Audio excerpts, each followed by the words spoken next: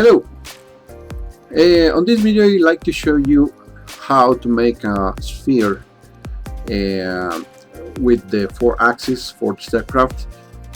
I'm going to show you also a few other methods to make the sphere, but I select the 4 axes because I think it's the most precise way to obtain a sphere, and it comes out pretty good.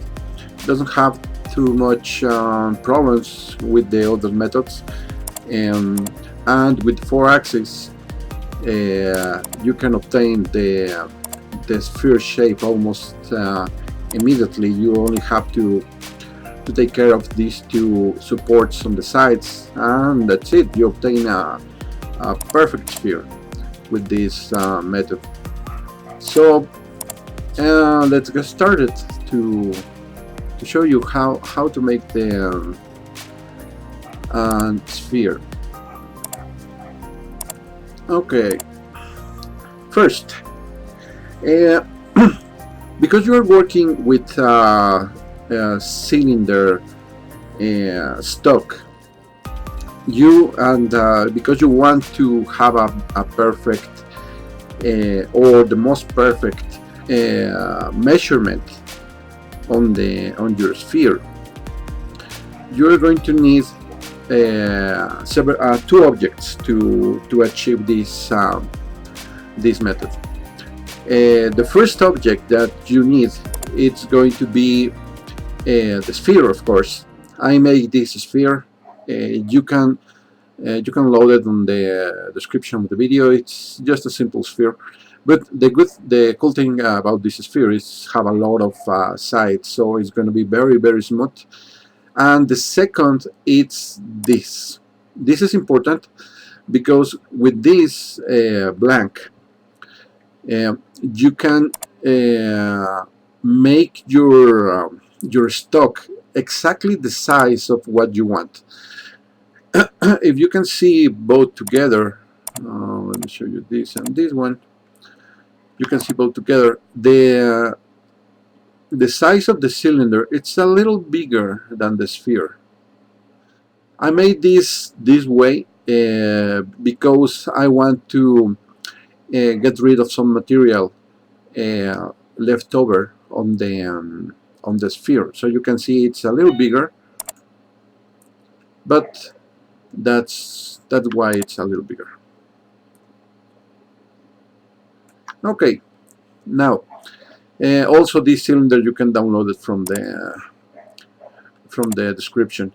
If you don't, if you cannot download it or somehow, you can also download these objects from this place, Thingiverse. Thingiverse have a lot of 3D objects where you can find a lot of cool things here. If you can search here for the sphere, you can find a sphere, and then you can download half the sphere or the full sphere. Also, you can download a simple cylinder, and from these 2 objects you can make your blank and the sphere.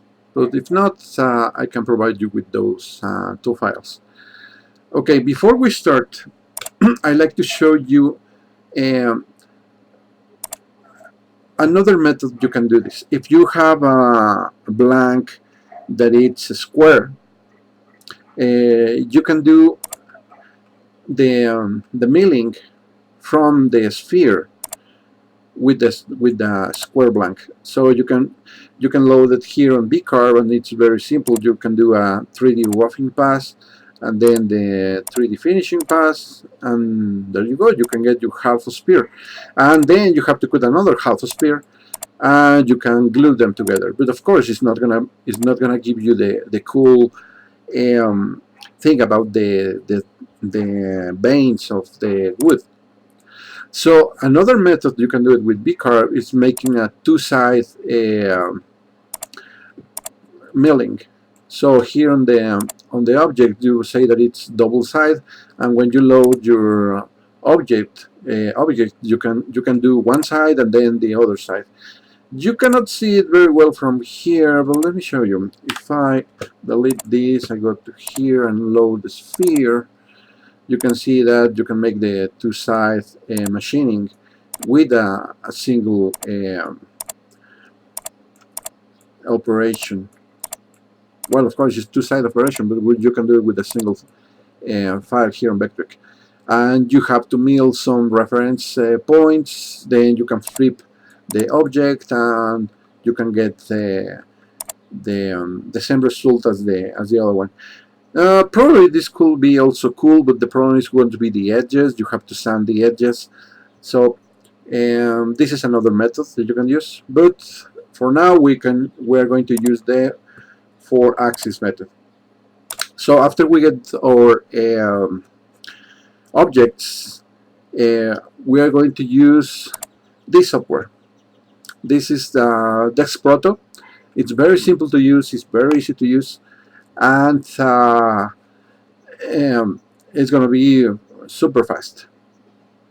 Okay, a few things that you need to know about software before you try to mail something is that you need a machine, and a post processor, also some cutters. For example, the machine gives you a warning. Say okay. So I have this machine here that is the Stepcraft.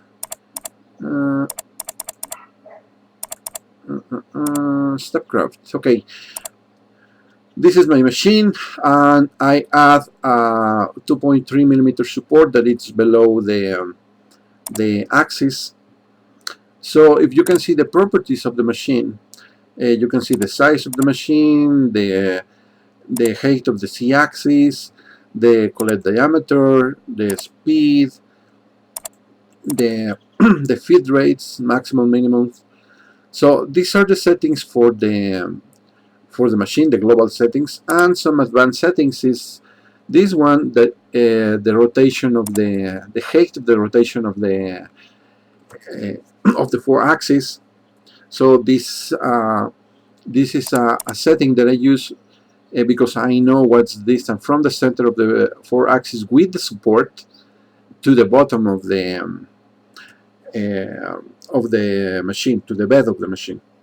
So this is also important because it calculates the rotation and how deep it's gonna cut, etc. So that's why you need those settings.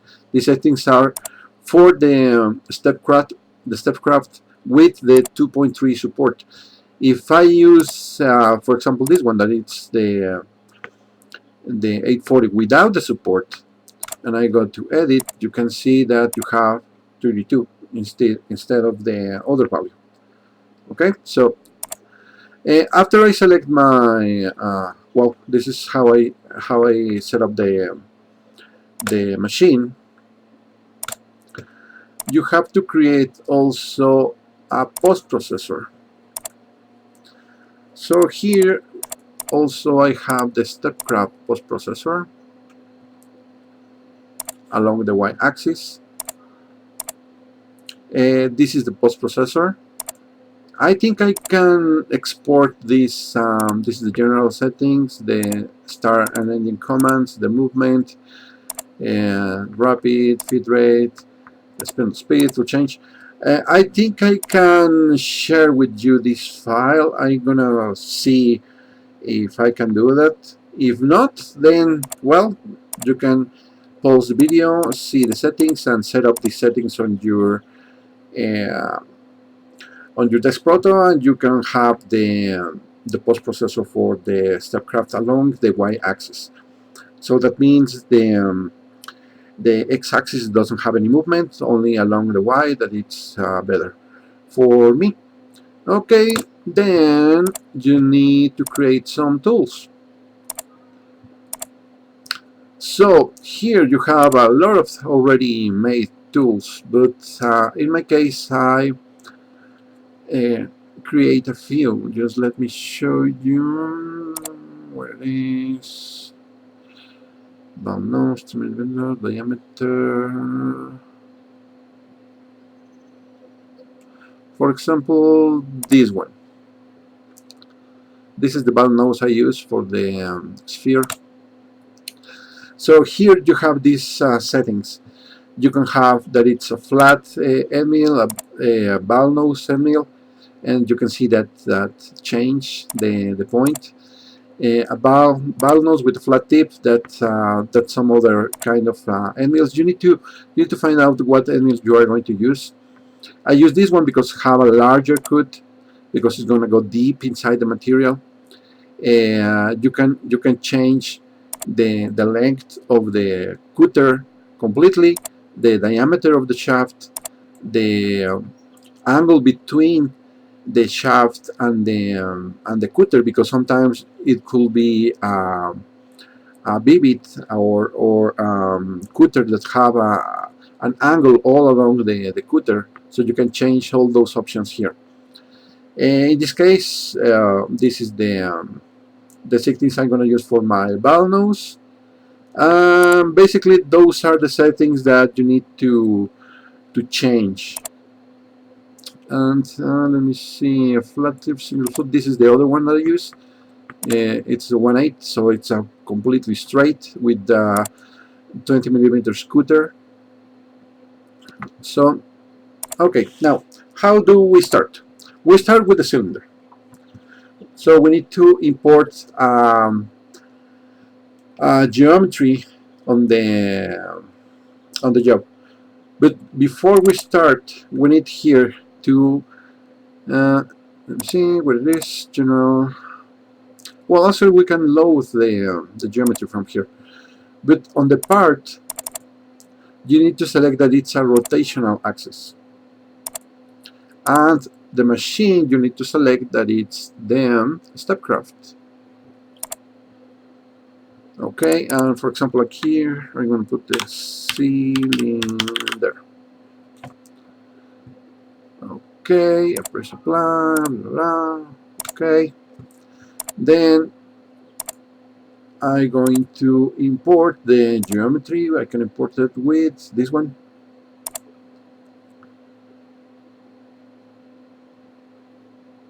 Okay, so I load the cylinder. This is the geometry of the cylinder.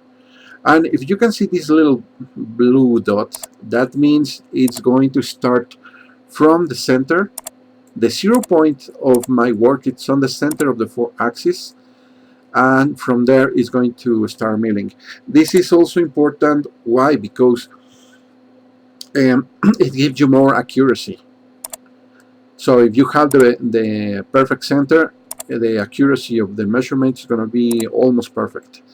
Also, I designed 2 macros for the 4-axis, so you can find the precise center of the 4-axis. For the Stepcraft 4-axis, we don't support for other types of 4-axis, but for the Stepcraft 4-axis, I made a macro so you can find the precise center of the 4-axis, no matter where you put it, and that will give you this precise point. So the machining, it's super easy. After you load the geometry and you have your center here, I go to the operation, and here I select, for example, the 1/8. This is the mill I want to make. This is distance between the toolpath and step size. It's something similar to the step over on the vector, but because this is rotation, it has to be with angle. The strategy, I'm going to select parallel, because it's along the y-axis. Here it's kind of funny, because it says along the y-axis, but because our machine it's along the y, so this will be y instead of x. So don't worry about this. It's going to make it okay. So this is the roughing pass. I don't want to leave any material left for the next pass, because this is only the cylinder. On the sphere, I'm going to make 2 passes, so this is going to be a 2 operation.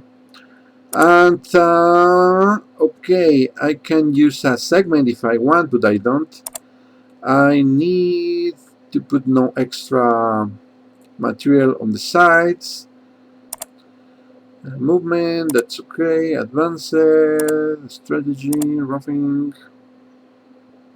Okay, that's it. I don't have to change anything. Let me review it. Just go to the left. Oh, this is something cool. You can use the cutting length of the cutter, or you can use a custom cut. This is how deep it's going to cut. If you use the length of the cutter and it's going to inside the material too deep, this is going to be the first pass is going to be very very strong or hard inside the material. So maybe you need some ramps to prevent problems while you're making the first cut, because on the next cuts it could be okay. um, if the 4-axis cannot handle that cut or your material are too strong, you can lower this value to custom and maybe, I don't know, maybe put 3 millimeters here, and that will be less deep. But because it's only the cylinder, I'm going to reduce just a few millimeters from the original thickness. On here it doesn't matter. Okay, that's why. Here on the borders of the segment, I said no extra. Another thing that I didn't mention, it's about the where it is. Oh, it's not here. It's here on the cylinder. Here on the support, you can see that says don't use support bridges. Uh, okay, I set this up. Don't use support bridges because the size of the cylinder, it's exactly the size of my stock. So if you load a cylinder and it's not the same size of your stock, you can change the size here on the transform. You can scale the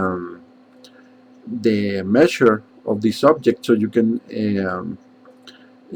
set it up as the size that you want. The supports, we're going to use this when we make the sphere, but not right now. Okay, let me check this out. Okay, now this is also important on the segment. You can see that it's only using the upper half of the geometry because it's a cylinder, it doesn't matter. But if you have, for example, a sculpture or something that it's complex or is not symmetrical, you have to use the wall geometry instead. So this is also important. And let me see. Okay, now it's good. So I press this calculate toolpaths, and that's it. It's just a single pass. It's not too complicated. Of course, after you set the 0 on these coordinates, I'm going to show you how to do it on the machine.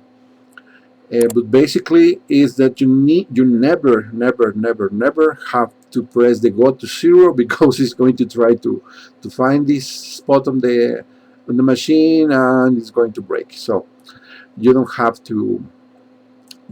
have to press the go to 0. You first find the center of the 4-axis, and then find the top of your find the edge of the material that it's going to be the 0 position for the Y, and that's it. That's where it's going to start. Okay, that's it. That's super simple. Then I press write the NC program.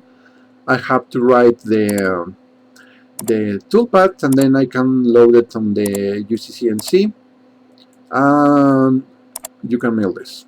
Okay, now next, the sphere. So it's going to be the same. I'm going to have here on the part, again I want to select my machine is the Stepcraft. I press apply. Okay, then I have to load the geometry, the sphere. Okay, this is the final sphere.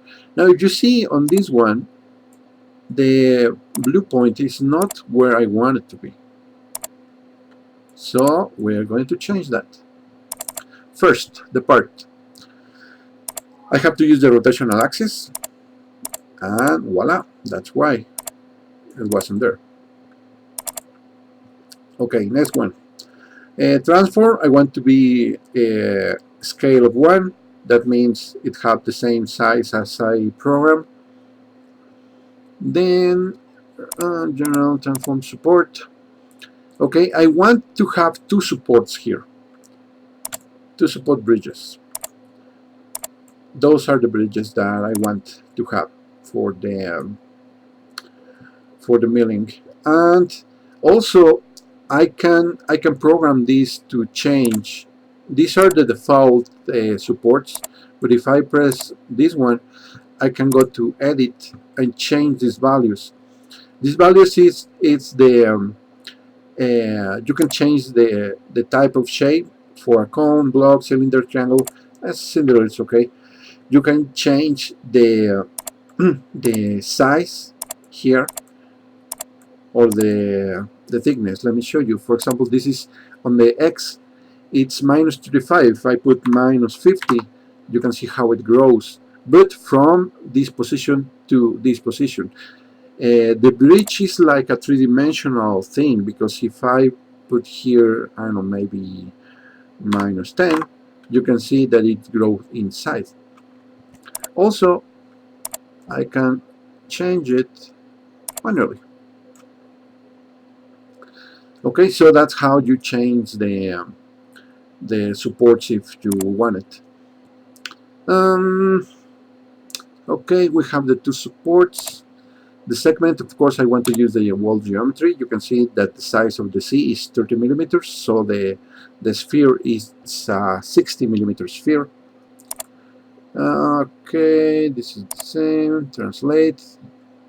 I don't want to. This is the translate is for moving the 0 point. You can move it to one of the corners, to the center, to the top of the material, but I want it here because that's more precise for milling. So I press OK. Now on the operation, this one I want to have two operations here. The first one is going to be the roughing, and the second one is going to be the final. So the first operation I'm going to put here row operation. So I need to select the 1/8 end mill. Strategy, I'm going to put parallel. Roughing, okay, yes, I want the rough, but I want to leave 1 millimeter of material of my sphere before it reaches the final softness. So this will be good to obtain a good finish. The ramping, yes, I want to use some ramps. And here, instead of using the length of the cutter, I'm going to use 3 millimeters only. So each pass is going to mill 3 millimeters deep. And okay, segment, nope. Borders, yes, I think I need a border here. Cutter stays with segment. No extra. Well, actually, yes, I think I'm gonna need an extra border for the cutter, so the cutter doesn't crash on the edge. And I've been skipping. Okay, apply. It's gonna say the same mistake that this with the extra. Okay. So 1/8. Okay, so press apply, press OK, and then if I press calculate, okay, this is the roughing pass. So I can save this roughing pass. Now I need to another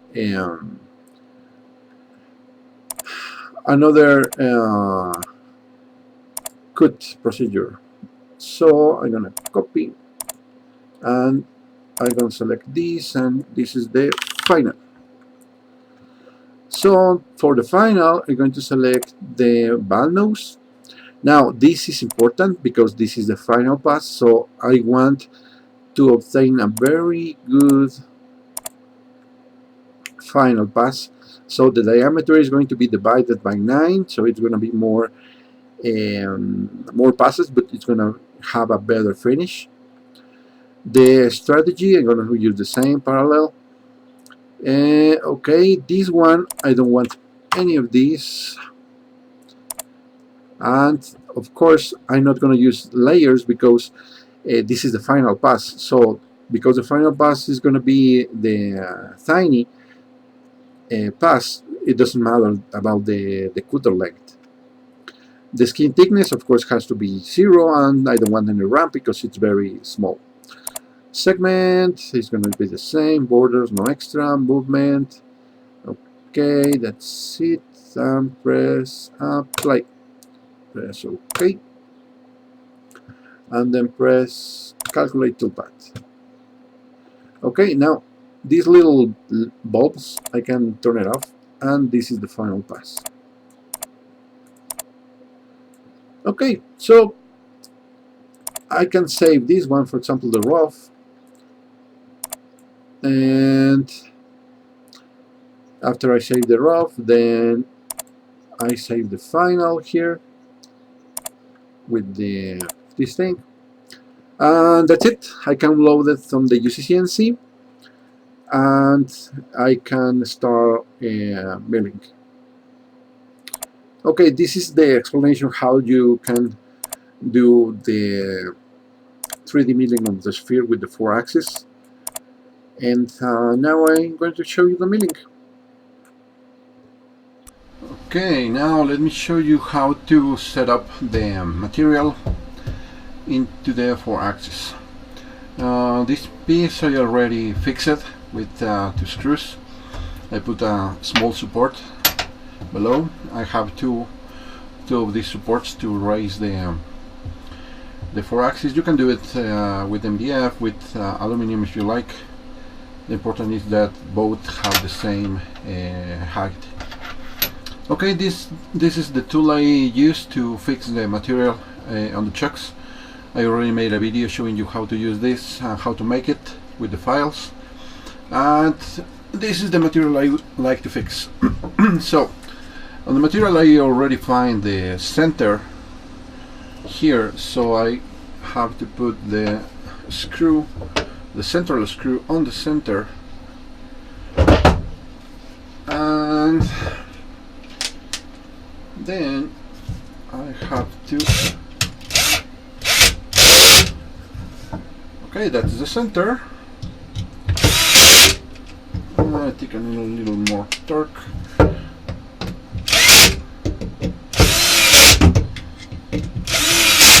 Okay, that fixes it. So I need to fix this on the chuck.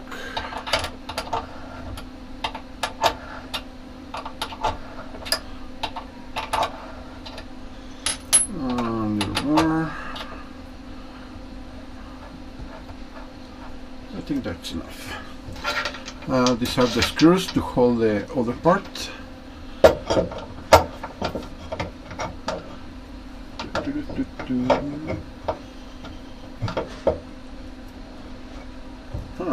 Cannot see them.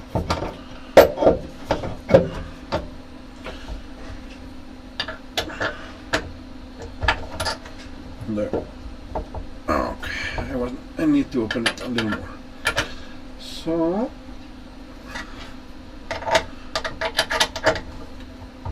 now it's perfectly fixed. Okay, now to the other side. If you see it can move, it's not fixed completely right. Well, it doesn't matter right now. Right now what I need is to get into the place, into position with the other side, and then I can fix both sides. So I have to put the same spacer on the back. I don't know if you can see it, I don't think so. Then I put this, then I have to put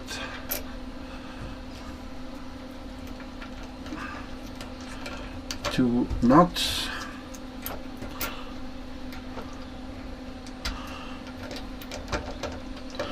On the screws.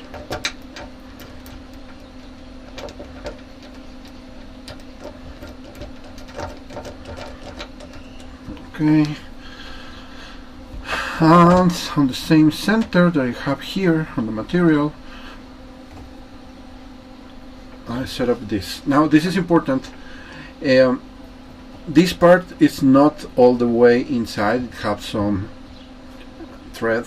Let me see if I can move the camera a little to the back, a little lower there, so you can see it. It have some space here. That's important because we need that thread to insert this part into the material. So I set it on the center again, and on that position I used this to fix it. Note that this is not the final fix for this. And this side. Okay, now this is perfectly fixed. Now to fix this part you need to tighten this screw, so this is getting inside the material. The point, you can see that the point is getting inside. Now while it's inside the material, now it's fixed and it's not moving.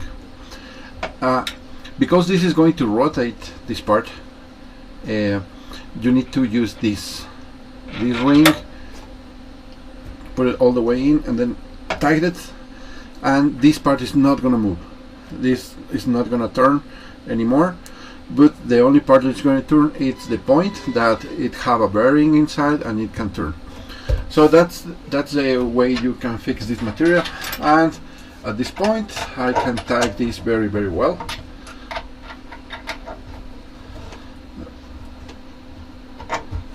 Sorry, the opposite way.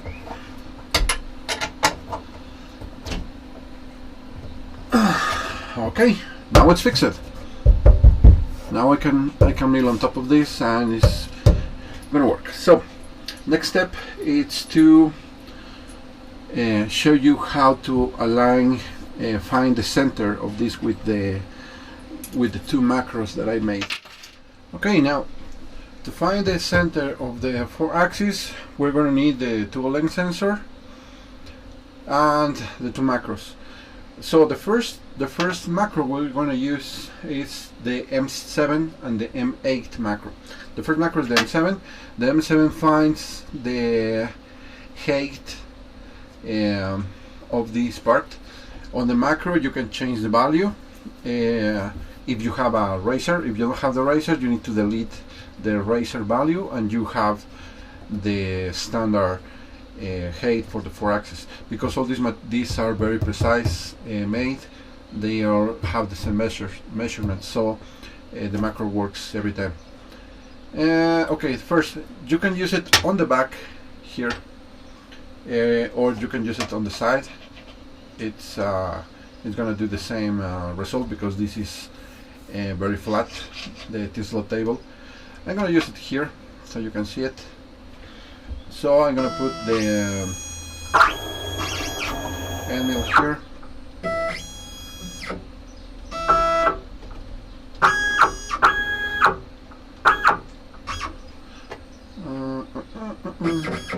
There. And I'm gonna use the M7 macro. On the screen I'm just pushing the M7 and it opens a window that says the probe. It's gonna make the for the 4-axis and it's gonna probe the bottom plate. So I press OK. It measures and that's it. Now the height of the Z-axis is on the center. Now I need to measure the side like this. So I need to hold the tool length sensor like this, and I need to press the M8 macro. Okay, I press it and it says that the macro is going to measure the side of the 4-axis. I press OK Okay, that's it. Now the center, it's exactly at the center of the X and the Z axis. Now the Y, according to the toolpath that I made, the 0 for the Y it's on the opposite side. So the 0 is here. So I'm gonna let me show you a small test, so you can see the center of the material. Now remember, don't press go to 0, because if you press go to 0 it's gonna crash. But I'm gonna do it away from the center. So if I say to the machine that this is the 0 for the Y, I'm gonna press 0 on the Y. There. Let's say a little less. About there. Okay, this is the 0 for the Y. If I press go to 0, now you can see that it's well, you cannot see it very well, but it's exactly on the center of the turning point. So that's precisely the center that we want for the machining. But in this case, remember, the center of the 0 for the Y, it's exactly this point. So I'm going to press 0 for the Y here, and I'm going to start milling. So the milling is going to be on the top of the surface from here to here, and the 0 position is always on the rotational axis for the 4 axis, and that's how you set up the material for milling, as you see the first part of the video. Okay, next part, it's the milling part, and the final part is going to show you the final result of the sphere.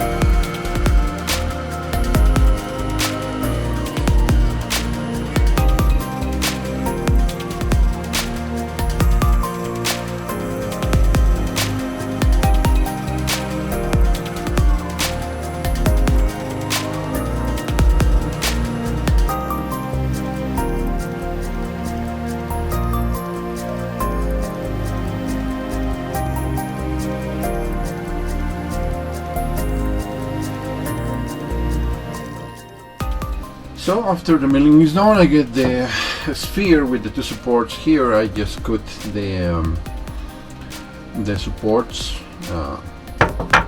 and I came up with this.